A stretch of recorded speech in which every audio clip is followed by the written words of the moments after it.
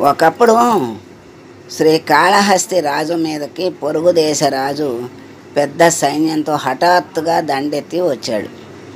అప్పుడు కాళహస్తి రాజు మొదట్లో కలవరపడ్డాడు.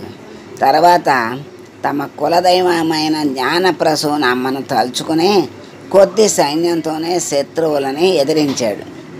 శత్రురాజు ఈ యుద్ధంలో మొట్టమొదటిసారిగా తుపాకులను ఉపయోగించాడు.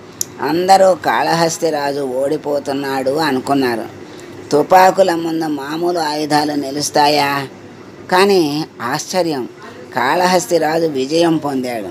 ఆ రోజు రాత్రి కాళహస్తి రాజు కలలో జ్ఞానప్రసూనాంబ కనపడి తనకు ఒక చీర పెట్టమని అడిగిందట. రాజు ఆశ్చర్యపడుతూ, అమ్మా, నీకు చీరలు లేకపోవడం ఏమిటి అని అడిగాడట ఆ కలలోనే.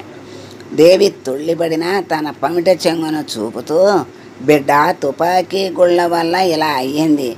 తుపాకీ గుళ్ళు నీకు నీ సైన్యానికి తగలకుండా నా చెంగు అడ్డం పెట్టాను అని తల్లి చెప్పిందట.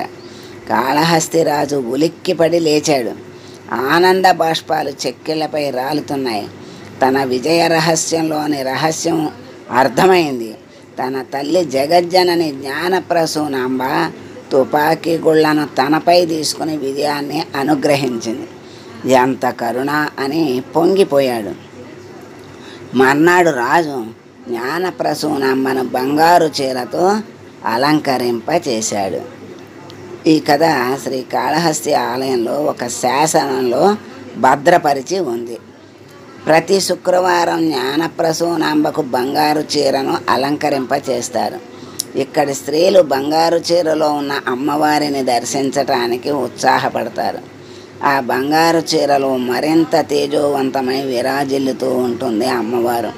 అందువల్ల స్థానికులు శుక్రవారం తప్పకుండా శివాలయానికి వెళ్ళి జ్ఞానప్రసూనాంబను కళ్ళారా దర్శించి తన్మయులు అవుతూ ఉంటారు.